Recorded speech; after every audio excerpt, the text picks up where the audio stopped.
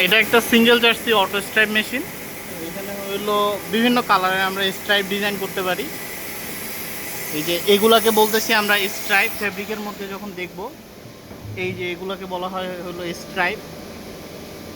বিভিন্ন কালার, প্রথমে হলো সাদা, তারপর হলো কালো, তারপর আবার হলো টিয়া কালার, টিয়া অথবা ডিপ টিয়া, এইরকম কালারগুলো, এগুলোকে বলতেছি স্ট্রাইপ। এর জন্য বিভিন্ন কালারের ইয়ার্ন আমাদের ফিট দেওয়া লাগতেছে। এই যে কিন্তু এতগুলো ফিডার তো দেওয়া সম্ভব না, মানে এখানে এতগুলো ফিডার দেওয়া সম্ভব না। এই জন্য আমরা ফিঙ্গারিং বক্স, এই বক্সটাকে বলতেছি ফিঙ্গারিং বক্স। ফিঙ্গারিং বক্সে এখানে দেখতে পারতেছি যে 6টা ডিফারেন্ট কালারের ইয়ার্ন দেওয়ার, ইনপুট দেওয়ার অপশন আছে। এই ফিঙ্গারিং বক্সের মধ্যে এই যে এই জিনিসগুলোকে বলতেছি আমরা, এই যে এগুলাকে বলতেছি আমরা কাটার। এটা যখন যেটা খোলা আছে, এই যে যেটা ফুটা খোলা আছে মনে হইতেছে, ওই সুতাটা হলো এখন অ্যাক্টিভ। এখন যখন আবার সুতা চেঞ্জ করবে তখন এটা নিচে নেমে যাবে। সুতা চেঞ্জ করার সময় এটা নিচে নেমে যাবে, তখন দেখা যাবে যে নেক্সট ইয়ার্নটা যেটা হলো ওপেন হবে, ওটা অ্যাক্টিভ হবে। আর ভিতরে আরেকটা কাটার আছে, ওই কাটারটা হলো ভিতরের কাটারটা, এই যে এটা ভিতরে কাটার, যেটা একটু আগে চলে গেল, এই যে এটা যেটা বারবার চলে যাচ্ছে, এটাকে ভিতরে কাটার বলা হয়। এই সুতাগুলো একটা কাটার পর আরেকটা নতুন সুতা যখন আসবে, ওই নতুন সুতাটাকে ওই কাটারগুলা, ওই ভিতরে যে কাটারটা ঘুরে চলে গেছে, ওই কাটারটা এই নতুন সুতাগুলা নিডেলের মধ্যে ধরাই দিতেছে। যখন যেটা এই ইয়ার্নটা যাচ্ছে ওই ইয়ার্নটা অ্যাক্টিভ। তারপর এটা ইয়ার্ন চেঞ্জ হওয়াটা দেখাচ্ছি এখন।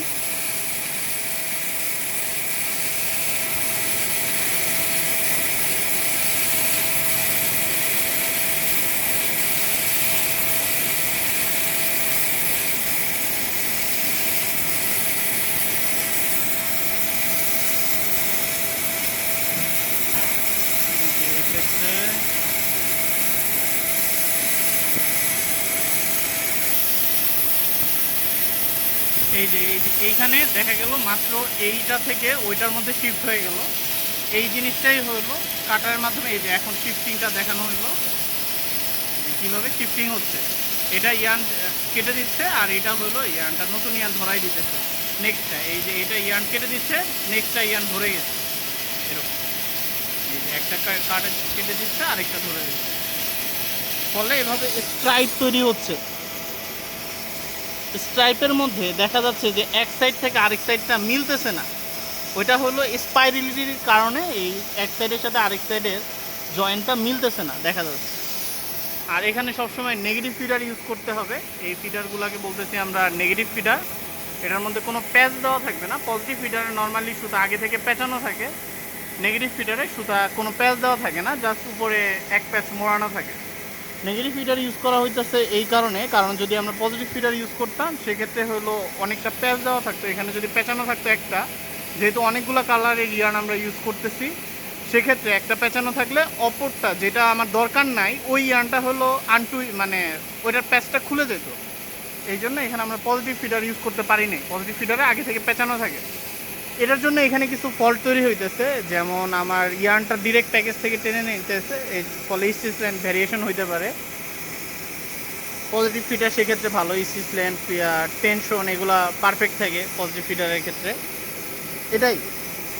আর এই ক্ষেত্রে অটো স্ট্রাইপ সিঙ্গেল জার্সির মধ্যে এই যে এখান থেকে ভিডিকিউ পুলি, 5টা ভিডিকিউ পুলি আছে।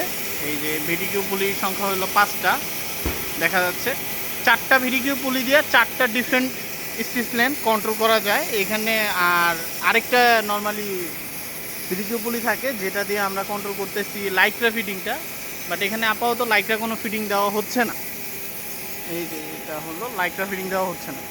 4টা ভিডিকিউ পুলি দেওয়া 4টা ডিফারেন্ট স্টিচ লেন্থ আমরা এটার মধ্যে ইনসার্ট করতে পারবো একটা ফেব্রিকের ডিজাইনের মধ্যে। আর ফিডার সংখ্যার চেয়েও যদি এইখানে ফিডার এবং ফিঙ্গার সংখ্যার চেয়েও যদি আমার রিপিটের এই অটো স্ট্রাইপের রিপিটের সংখ্যা যদি বেশি হয়ে যায়, সেক্ষেত্রে আমরা করব কি, প্যারামিটার করে দিব।